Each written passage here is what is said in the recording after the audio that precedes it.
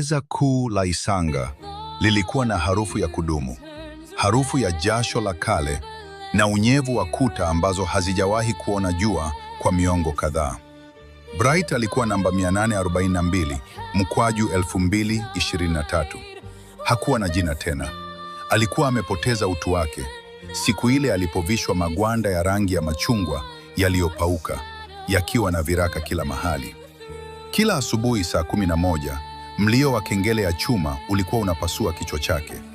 Alilazimika kuchuchumaa kwa saa kadhaa kwenye hesabu, huku mbu na chawa wakimfanya mwili wake kuwa shamba la malisho. Bright alijaribu kufanya kazi za suluba, kupasua mawe makubwa kwa nyundo ndogo, ili tu asahau maumivu ya moyo wake. Kila pigo la nyundo juu ya jiwe lilikuwa likisema jina la Neema, Neema. Katika selo yake, Bright alikutana na mzee mmoja aliyeitwa Kifito.